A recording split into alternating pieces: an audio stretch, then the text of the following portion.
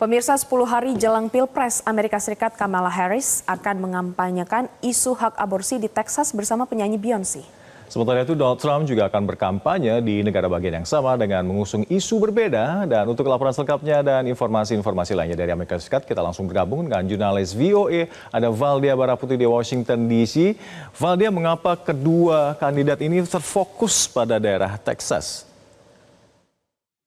Ya, selamat petang waktu Washington DC, rekan-rekan dan pemirsa. Meski sejarahnya Texas ini hampir selalu dimenangkan oleh Partai Republik pada Pilpres AS, namun kedua kandidat melihat negara bagian itu penting untuk dua isu, yakni isu hak aborsi dan juga isu imigrasi serta perbatasan. Malam ini Kamala Harris akan berkampanye di kota Houston di Texas dan rencananya ia akan mengusung isu atau fokus pada isu hak aborsi.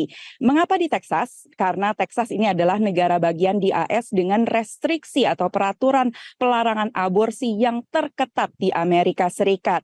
Nah, seperti yang tadi disebut bahwa Harris akan berkampanye bersama Beyonce atau Beyonce akan tampil pada kampanye Harris malam ini.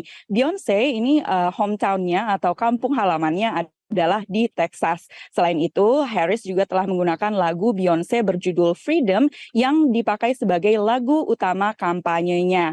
Freedom atau kebebasan pada isu hak aborsi ini oleh pihak Demokrat dikaitkan dengan kebebasan perempuan Amerika Serikat untuk memutuskan atau mengambil keputusan yang terbaik bagi tubuh mereka tanpa campur tangan pemerintah AS. Nah, sebagai konteks lebih lanjut, pada isu hak aborsi, Harris ini menyalahkan Trump akan keputusan Mahkamah Konstitusi pada 2022 yang membatalkan undang-undang yang menjamin hak aborsi. Nah, sebagai konteks pada masa jabatan Trump ini memilih 3 hakim Mahkamah Konstitusi yang konservatif, sehingga komposisi Mahkamah Konstitusi di Amerika Serikat adalah 6 hakim konservatif dan 3 liberal. Dan dengan komposisi ini, maka undang-undang yang menjamin hak aborsi yang telah berlaku sejak 1970-an di Amerika ini dapat dibatalkan. Seperti yang Anda lihat di layar kaca, setelah peraturan atau undang-undang tersebut dibatalkan, maka kebebasan atau peraturan aborsi ini diserahkan kembali ke masing-masing negara bagian, sehingga orang-orang harus berkampanye untuk perda yang akan menjamin hak aborsi di negara bagian mereka masing-masing. Nah, rencananya pada acara malam ini Harris akan menghadirkan perempuan-perempuan yang hampir meninggal dunia akibat sepsis maupun komplikasi keguguran dan komplikasi kehamilan lainnya di Texas yang tidak bisa mendapatkan bantuan medis begitu ketika mereka membutuhkannya akibat restriksi aborsi yang begitu ketat di Texas. Di Texas, dokter dan petugas medis pun ini khawatir akan menghadapi kriminalitas atau dikriminalisasi jika mereka memberikan aborsi kepada ibu, meski pada kasus-kasus di mana nyawa ibu ini terancam.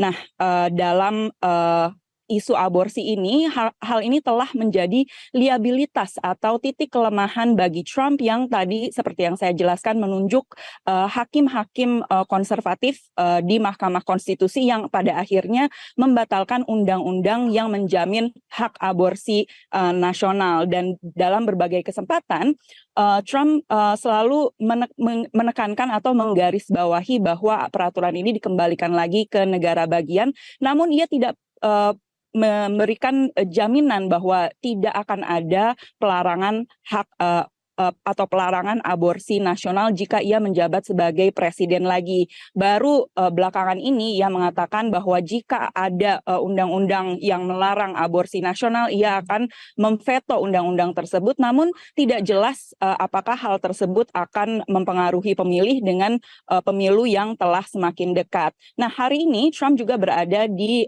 Texas, yakni di Austin, untuk membicarakan mengenai isu imigrasi dan perbatasan selatan Amerika Serikat. Nah, mengapa Trump juga ada di Texas? Karena Texas ini berbatasan dengan Meksiko, dan hari ini Trump telah berbicara kepada publik mengenai isu imigrasi dan perbatasan tersebut dengan menghadirkan seorang perempuan yang anaknya dibunuh oleh imigran ilegal yang Trump klaim ini memiliki kaitan dengan geng di Venezuela.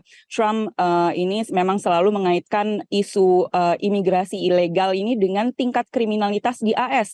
Meski berbagai studi ini menunjukkan bahwa imigran di Amerika Serikat ini lebih less likely atau lebih kecil kemungkinannya melakukan tindakan kriminal. Dan selain berbicara pada publik, pada hari ini Trump juga akan merekam podcast bersama seorang podcaster dunia yang terkenal bernama Joe Rogan. Nah, pemirsa, itulah update terkini dari pemilu Amerika Serikat. Saat ini sudah sekitar 30 juta pemilih di Amerika yang menggunakan hak pilihnya dalam mekanisme early voting atau memilih jauh-jauh hari sebelum pemilu serentak pada 5 November nanti. Kita beralih ke berita selanjutnya. Hal ini penting untuk Anda yang memiliki mobil atau kendaraan listrik yang selalu memikirkan strategi bagaimana mencas kendaraan Anda sebelum bepergian. Nah, ini ada inovasi untuk mencas kendaraan listrik di jalan sambil berkendara. Bagaimana inovasinya? Simak liputan dari jurnalis VOA Nova Purwadi berikut ini.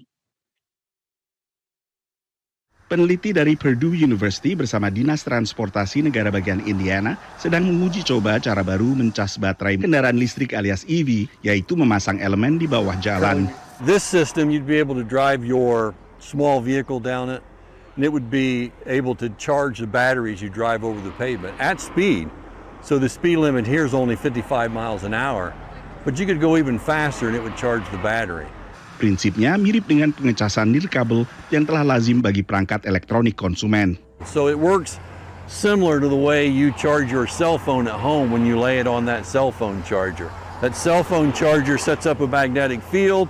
You have a receiver in the back of your phone. When you put it on it, it's able to translate that magnetic field back into electricity and charge your battery. This works in basically that same manner.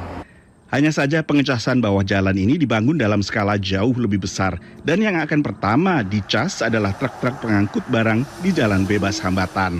Harga kendaraan listrik alias EV masih relatif tinggi, dan ini menjadi salah satu penghalang utama adopsi EV di Amerika Serikat. Adanya jalan raya yang bisa mencas otomatis mobil bisa membantu memperluas jangkauan EV. This is something that aims at reducing that range anxiety. That's something that we're hopeful it can do. A lot of people are calling this science fiction brought to life, and in a lot of instances it really is.